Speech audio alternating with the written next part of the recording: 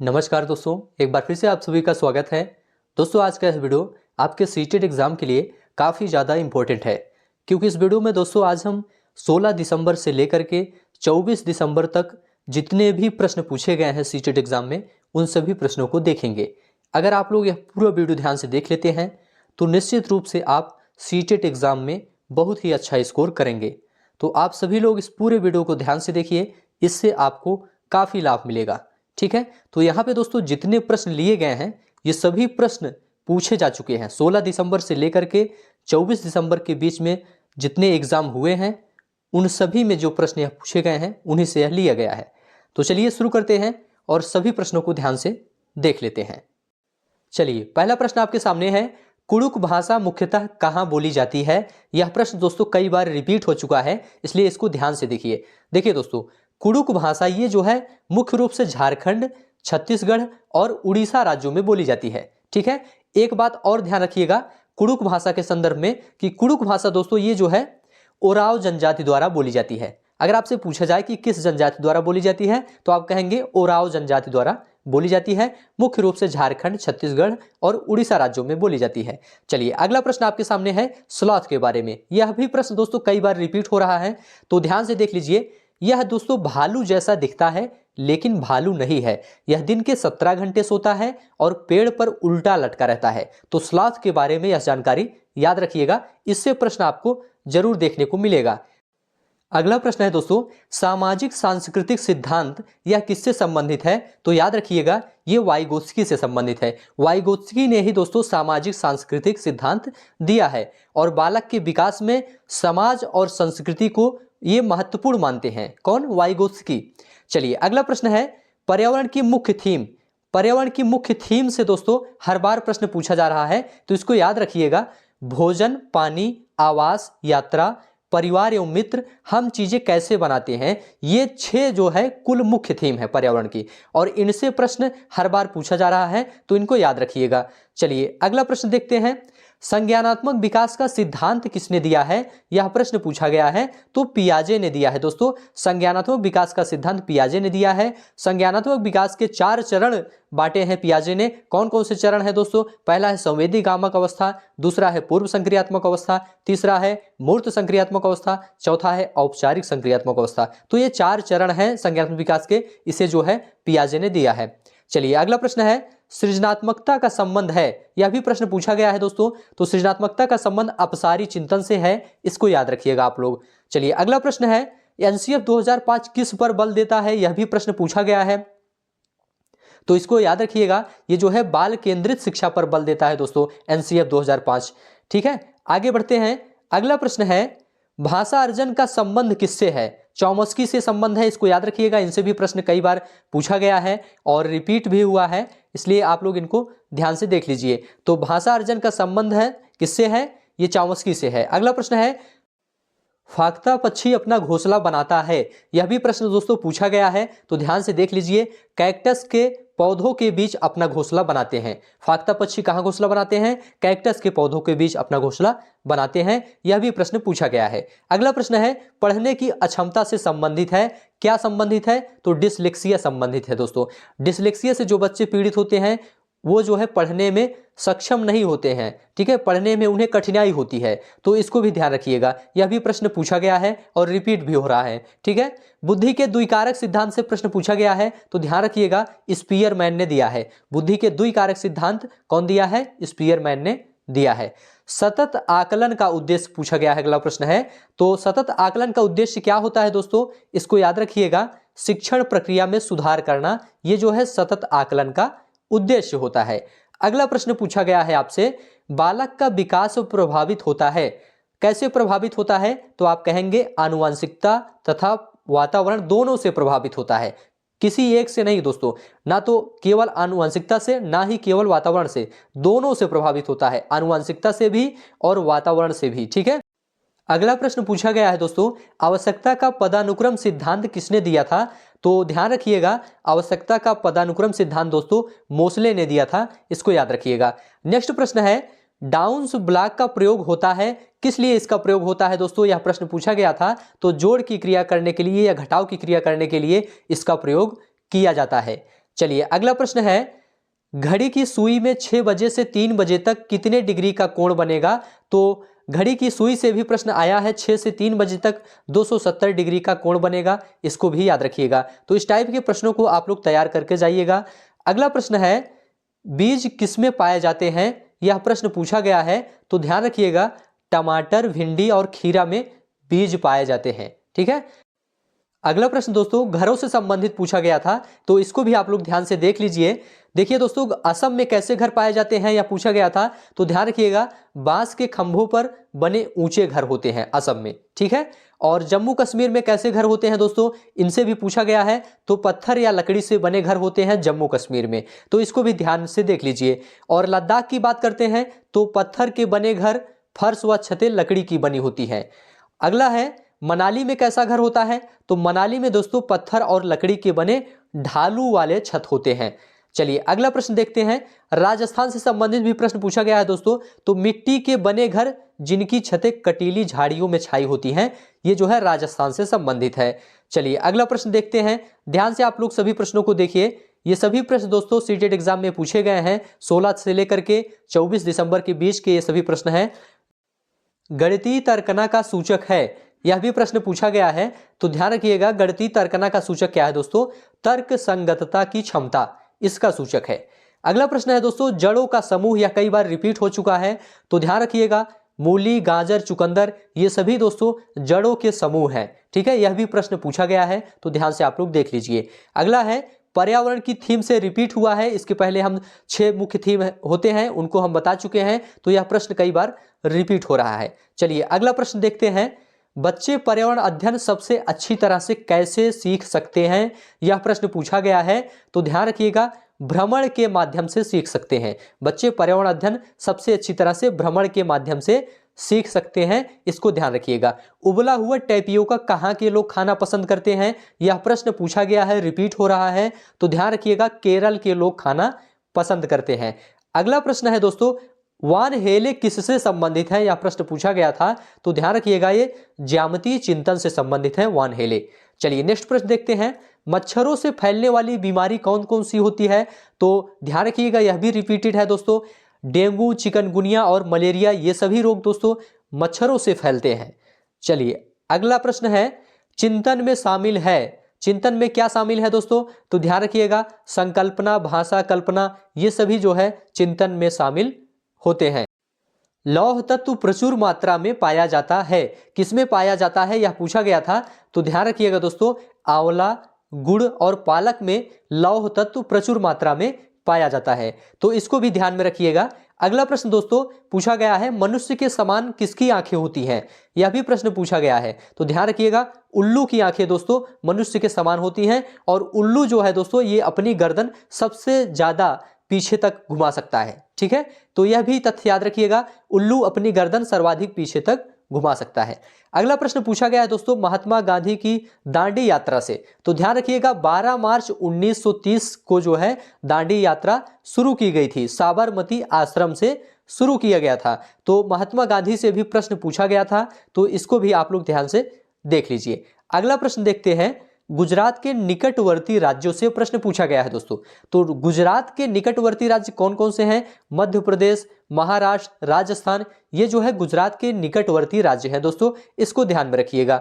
चलिए अगला प्रश्न देखते हैं, सभी प्रश्न दोस्तों आप लोग पूरा देखिए, लास्ट तक सभी प्रश्नों को देखिए, यहाँ पे आपको सभी प्रश्न मिलेंगे। ठीक है, अगला प्रश्न पूछा गया है, किस राज्य की मुख्य भाषा अंग्रेजी है? दोस्तों यहाँ पे भाषा रहेगा, फसल नहीं रहेगा। किस राज्य की मुख्य भाषा अंग्रेजी है? तो ध्यान रखिएगा नागालैंड की मुख्य भाषा क्या है? अंग्रेजी है, इसको याद रखिएगा, इससे प्रश्न पूछा गया है। टैपियोका का दूसरा नाम क्या है? कसावा इसका दूसरा नाम होता है। आयरन की कमी दूर करने के लिए क्या किया जाता है? यह प्रश्न पूछा गया है, तो पालक, गुड़, आंवले का सेवन किया जाता है आयरन की कमी को पूरा करने के लिए। ठीक है, पालक, गुड़ और आंवला में ये जो है लौह तत्व पाया जाता है। चलिए अगला प्रश्न दोस्तों नीपेंथिस से है, नीपेंथिस से दोस्तों प्रश्न पूछा जा रहा है, रिपीट हो रहा है, तो ध्यान से आप लोग इसको देख लीजिए। एक ऐसा पौधा है दोस्तों जो कीड़ों का शिकार करता है और यह कहाँ पाया जाता है? ऑस्ट्रेलिया, इंडोनेशिया और भारत के मेघालय में पाया जाता है। नीपेंथिस पौधा एक शिकारी पौधा है दोस्तों। इसका आकार कैसा होता है? घड़े जैसा इसका आकार होता है, जिसके ऊपर पत्ती का ढक्कन लगा रहता है और इसमें से एक सुगंध निकलती है जो कीड़ों को अपनी ओर आकर्षित करती है। तो ये जो है नीपेंथिस के बारे में यह तथ्य याद रखिएगा, इनसे प्रश्न जरूर पूछा जा रहा है और पूछा भी गया है। लिखने की अक्षमता से दोस्तों प्रश्न पूछा गया है, तो ध्यान से देख लीजिए। डिस्ग्राफिया जो है ये लिखने की अक्षमता से संबंधित है। डिसलेक्सिया किससे संबंधित है? पढ़ने की अक्षमता से संबंधित है। डिस्ग्राफिया लिखने की अक्षमता से। अगला प्रश्न पूछा गया है दोस्तों, किसी संख्या में शून्य से भाग देने पर क्या होगा? तो यह अपरिभाषित है दोस्तों, इसको ध्यान रखिएगा। अगला प्रश्न है आपके सामने, सृजनात्मक प्रश्न कौन सा होता है? यह पूछा गया था, तो ध्यान रखिएगा मुक्त अंत वाले जो प्रश्न होते हैं वह सृजनात्मक प्रश्न होते हैं। ठीक है, तो चलिए अगला प्रश्न देखते हैं। दोस्तों सभी प्रश्न आप लोग ध्यान से देखिए, ये सभी प्रश्न दोस्तों पूछे गए हैं सीटेट एग्जाम में 16 से लेकर के 24 दिसंबर के बीच में।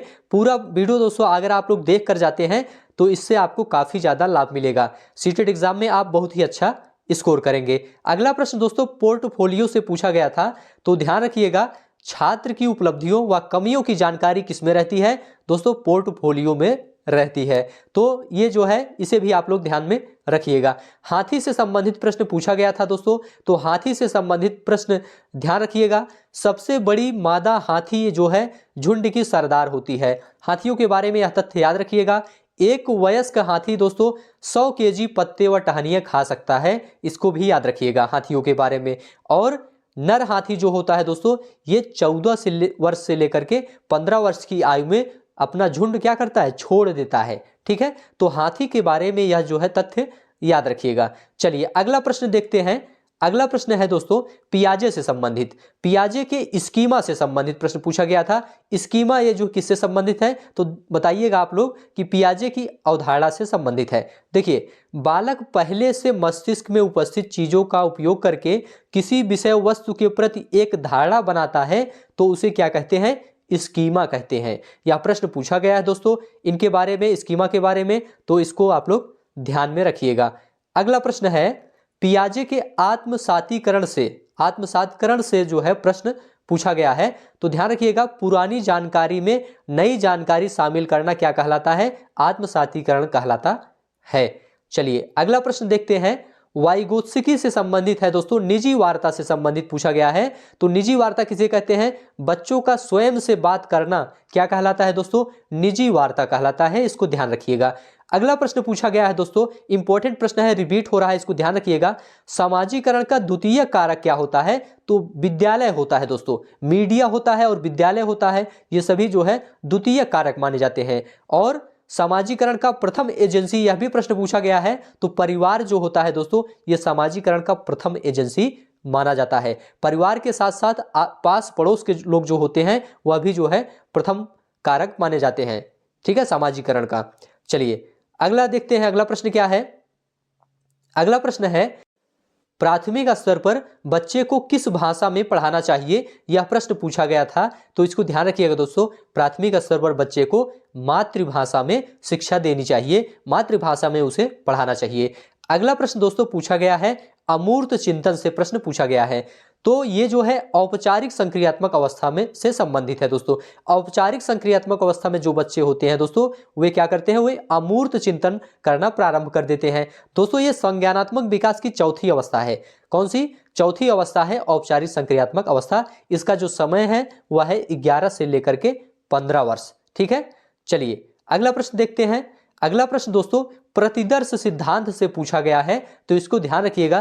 प्रतिदर्श का सिद्धांत किसने दिया है? तो आप कहेंगे थॉमसन ने दिया है, तो इसको भी ध्यान में रखिएगा, यह भी प्रश्न पूछा गया है। अगला प्रश्न दोस्तों बुद्धिलब्ध से पूछा गया था, तो ध्यान रखिएगा 111 से 120 जिसकी IQ होती है वह जो है बालक तीव्र बुद्धि का माना जाता है, और 130 से अधिक जिसकी IQ होती है वह बालक प्रतिभाशाली माना जाता है। तो यह भी तथ्य याद रखिएगा बुद्धिलब्धि के बारे में। अगला प्रश्न पूछा गया है दोस्तों इदम अहम परा अहम, यह जो है किससे संबंधित है? तो ध्यान रखिएगा ये जो है फ्रायड से संबंधित है दोस्तों।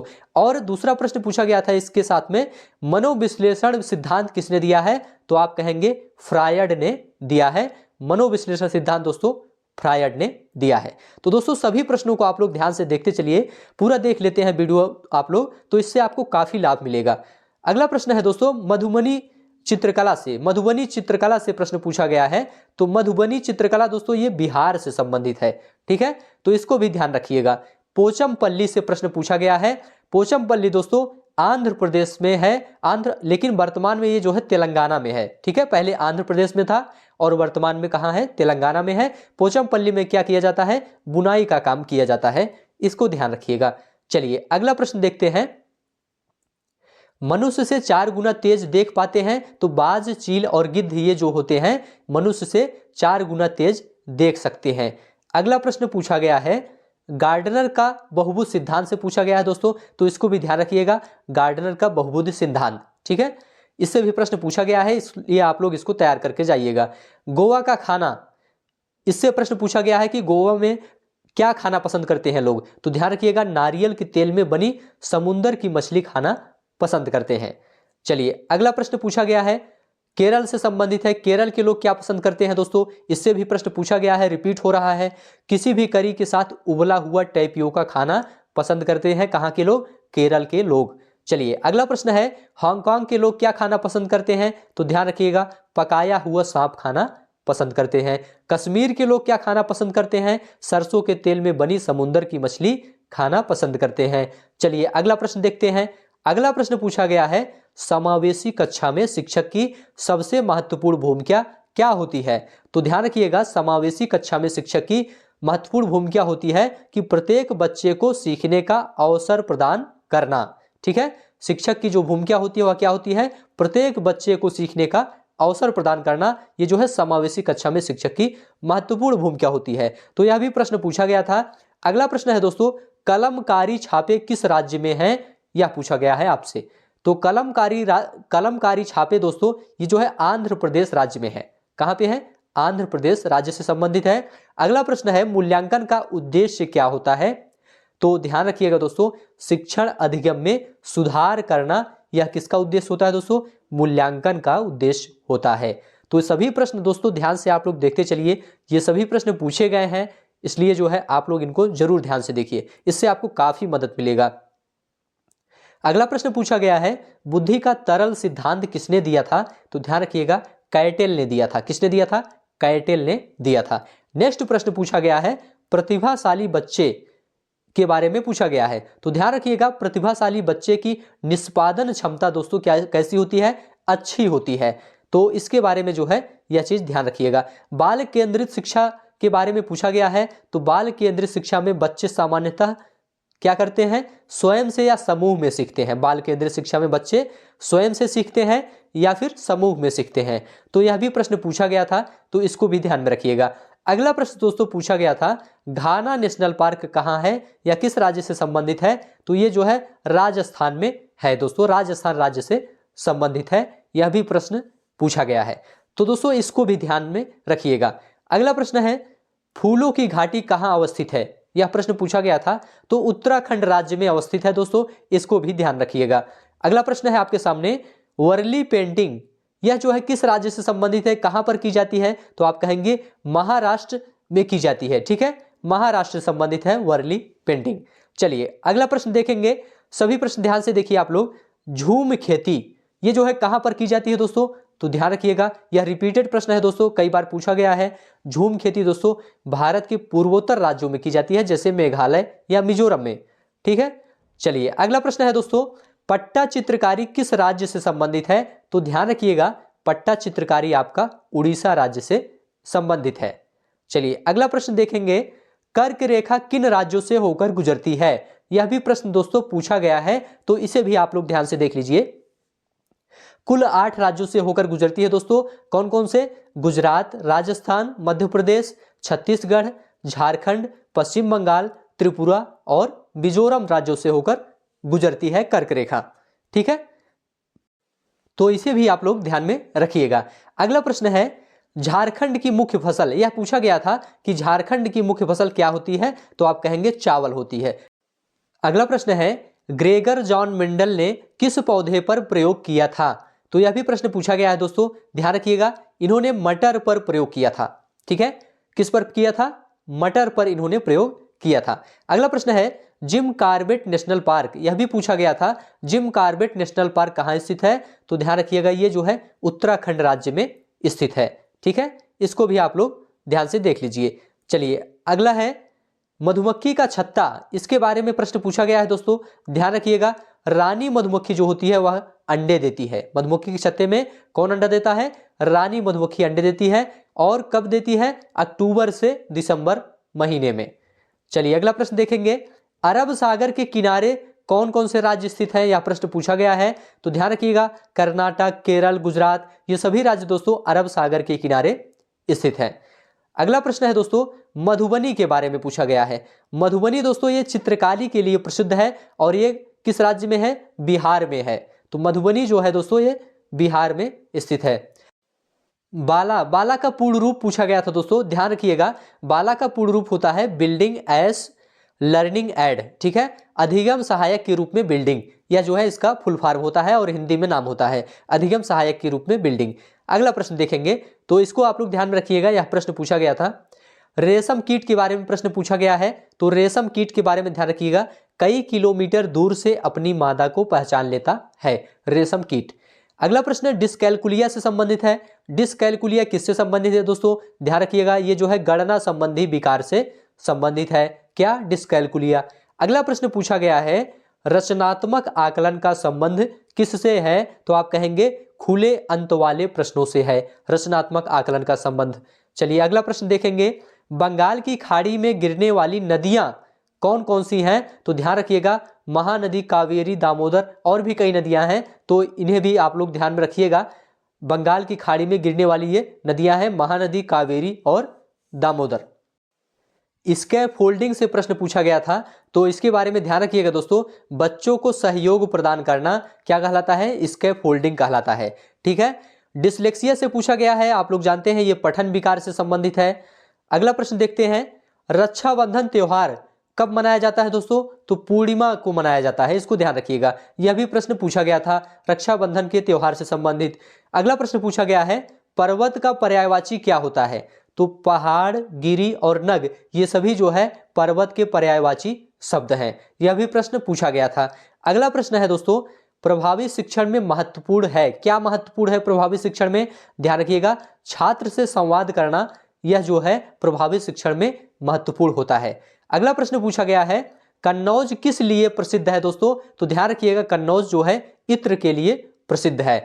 कन्नौज कहां है दोस्तों? उत्तर प्रदेश में है। अगला प्रश्न है, हवा और शिकार में अंतर कर लेता है, तो क्या अंतर कर लेता है? बाघ जो होता है ये दोस्तों हवा और अपने शिकार में अंतर करने में सक्षम होता है। अगला प्रश्न है, एनसीएफ 2005 गणित शिक्षण का उद्देश्य क्या है दोस्तों? तो ध्यान रखिएगा, तार्किक तरीके से सोचना, ये जो है इसका उद्देश्य होता है। तो दोस्तों इस प्रकार से आपका यह वीडियो पूरा यहाँ तक कंप्लीट हो जाता है। ये सभी प्रश्न 16 दिसंबर से लेकर के 24 दिसंबर के बीच में पूछे गए हैं, इसलिए आप लोग इनको रिवाइज करके एग्जाम देने जाइएगा, इससे आपको सीटेट एग्जाम में दोस्तों काफ़ी मदद मिलेगी। तो दोस्तों यह वीडियो आपको कैसा लगा आप लोग कमेंट में लिखकर बताइए। अच्छा लगा है तो हमारे चैनल को अभी सब्सक्राइब करिए। और दोस्तों अभी के लिए बस इतना ही, अब हम आपको नेक्स्ट वीडियो में मिलेंगे किसी नए टॉपिक के साथ। तब तक के लिए आप सभी का बहुत बहुत धन्यवाद।